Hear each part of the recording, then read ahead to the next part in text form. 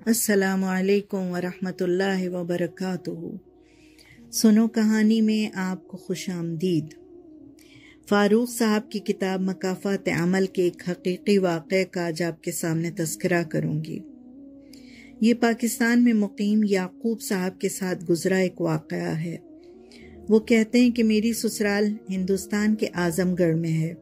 تقریباً 4 سال پہلے کا ذکر ہے، میں اسلام آباد میں مقیم تھا جب میری بیگم نے اپنی خواہش کا اظہار کیا کہ بھائی سے ملے بہت لمبا عرصہ ہو گیا ہے، کیا ہی اچھا ہو کہ آپ انتظام کر دیں اور میں جیتے جی ان سے ملاقات کراؤں۔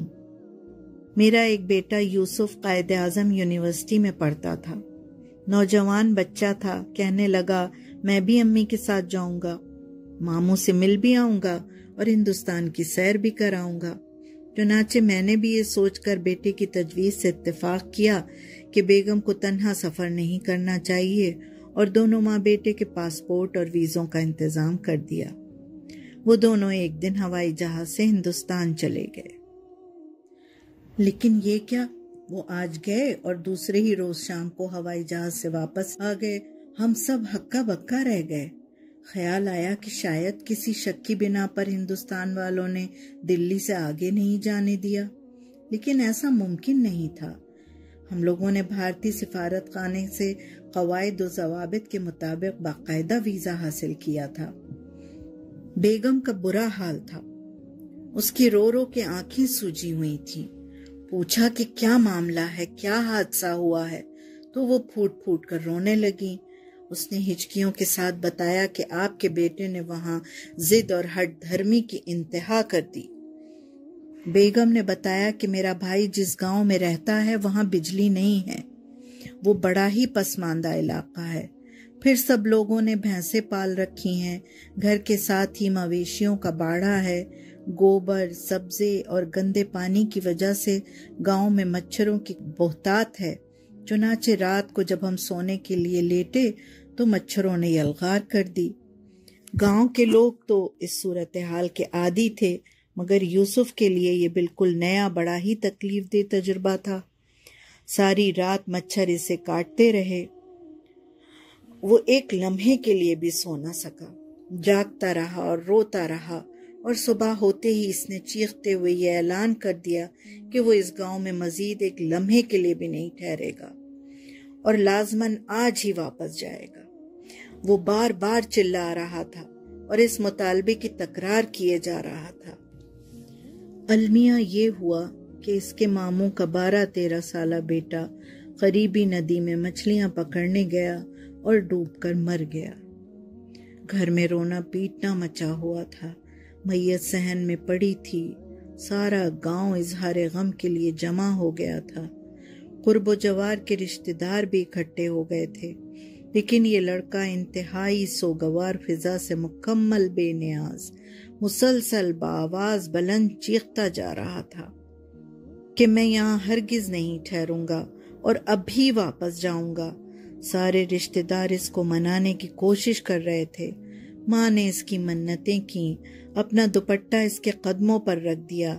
ماموں نے روتے ہوئے ہاتھ جوڑے کہ مجھے معاف کر دو، میں آج کوئی نہ کوئی انتظام کر دوں گا، شہر سے مچھردانی لے آؤں گا، مچھر والا تیل بھی خرید لوں گا، بس تھوڑا صبر کرو، میری بہن کئی سالوں کے بعد آئی ہے، اسے چند روز میرے پاس رہ لینے دو، اور اب تو ہمارے گھر پر قیامت ٹوٹ پڑی ہے، اس کا ہی کچھ لحاظ کر لو، آج ہی واپسی کی ضد نہ کرو۔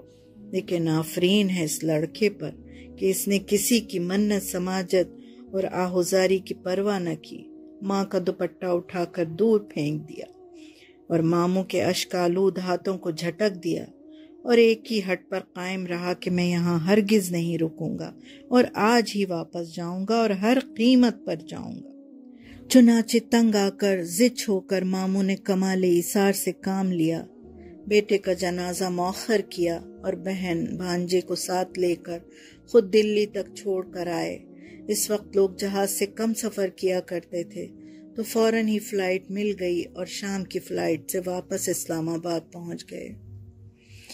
یعقوب صاحب نے بتایا کہ اس صورتحال نے مجھے غم اور غصے کی شدید ترین کیفیت میں مبتلا کر دیا۔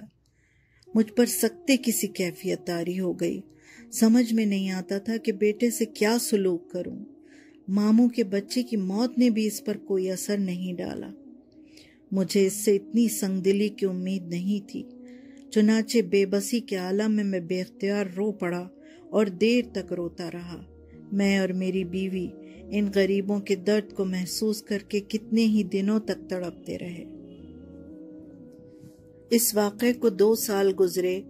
میرے اس بیٹے یوسف نے MBA مکمل کر لیا اور ایک ملٹی نیشنل کمپنی میں ملازم ہو کر لاہور آفس کا مینیجر بن گیا. ملازمت حاصل ہوئے بمشکل 1 سال گزرا تھا کہ اس کمپنی نے دلی میں ایک بین الاقوامی سیمینار منعقد کرانے کا پروگرام بنایا اور اپنے لاہور آفس کو پابند کیا کہ وہ بھی اپنا ایک مندوب سیمینار میں شرکت کے لیے بھجوائے. چنانچہ یوسف اس میں شمولیت کے لیے تیار ہو گیا. یعقوب صاحب نے بتایا کہ جب میرے بیٹے نے مجھے فون پر اطلاع دی کہ ہماری کمپنی کا دلی میں سیمینار ہے اور میں اس میں شرکت کے لیے جا رہا ہوں تو میں نے اسے لان تان کی کہ اب تم کس منہ سے ہندوستان جاؤ گے؟ پہلے تم نے کیسا کارنامہ انجام دیا تھا؟ تو وہ ہنس کر کہنے لگا، میں وہاں ماموں کے گاؤں تھوڑا ہی جاؤں گا. خدا کی پناہ، میں دوبارہ کبھی وہاں نہ جاؤں. میں دلی جاؤں گا، وہاں ہوٹل میں ٹھہروں گا، سیمینار اٹینڈ کروں گا، دلی اور آگرہ کی سیر کروں گا اور واپس آ جاؤں گا. میں نے اس ضدی کو سمجھانے کی کوشش کی کہ دیکھو، احتیاط کرنا، فراڈ بہت ہو رہے ہیں. کسی پرائیویٹ منی چینجر سے کرنسی تبدیل نہ کرانا، کسی بینک یا رجسٹرڈ منی چینجر ہی سے رقم تبدیل کرانا. مگر بدقسمتی سے اس نے میرے مشورے اور نصیحت کی کوئی پرواہ نہ کی. وہ لاہور سے سمجھوتا ایکسپریس پر سوار ہوا تو ٹرین میں ایک منی چینجر آ گیا. اس نے جھانسا دیا کہ میں عام بینکوں کے مقابلے میں زیادہ ہندوستانی کرنسی دوں گا. چنانچہ میرے بیٹے نے 1000 کا پاکستانی نوٹ دے کر ہندوستان کے 100 کے نوٹ حاصل کر لیے. بارڈر سے آگے ہندوستان کی سرحد شروع ہوئی. یوسف بارڈر کراس کر کے اٹاری پہنچا اور ریلوے بکنگ آفس پر دلی کا ٹکٹ لینے کے لیے 100 روپے کا نوٹ متعلقہ کلرک کو دیا تو اس نے ٹکٹ دینے کے بجائے نوٹ کو جعلی قرار دے دیا اور فوراً پولیس بلا لی. یوسف کو گرفتار کر لیا گیا اور ہتھکڑی لگا کر حوالات پہنچا دیا گیا. دوسرے روز مجھے امرتسر سے فون آیا. میں سردار بھگت سنگھ وکیل بول رہا ہوں. آپ کا بیٹا یوسف جعلی کرنسی کے کیس میں گرفتار ہو گیا ہے. وہ حوالات میں ہے.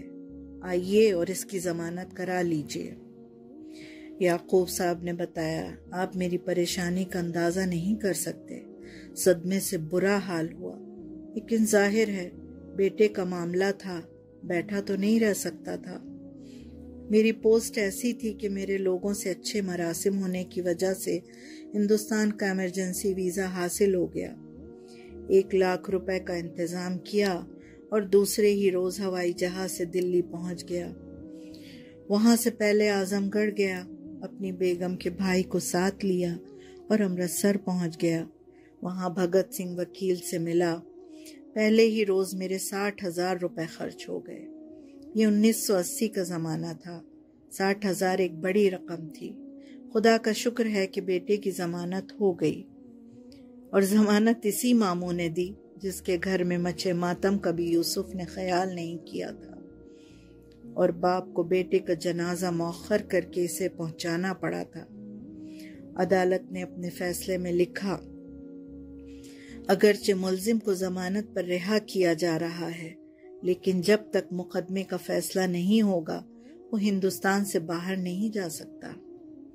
اس طرح یوسف کو 11 مہینے تک انتہائی ذلیل و خوار ہو کر ماموں کے اسی گھر میں رہنا پڑا، جہاں 3 سال پہلے اس نے سنگ دلی اور صفاقی کی انتہا کر دی تھی. اندازہ کیا جا سکتا ہے کہ اس گاؤں میں وہ ذہنی اور عملی طور پر کس اذیت اور ذلت کی کیفیت میں مبتلا رہا ہوگا. عجیب بات یہ ہے کہ ان 3 سالوں میں اس گاؤں میں مثبت انداز کی کوئی تبدیلی نہیں آئی تھی. اللہ کے 99 صفاتی ناموں میں غصے والا ایک ہی صفاتی نام ہے، المنتقم۔ باقی سارے رحمت والے نام ہیں۔ اللہ نے حیرت انگیز طور پر اپنی صفت انتقام کا کرشمہ دکھا دیا تھا۔ اس کے ساتھ ہی اجازت چاہوں گی، انشاءاللہ پھر ملیں گے کسی نئے موضوع کے ساتھ۔ خدا حافظ۔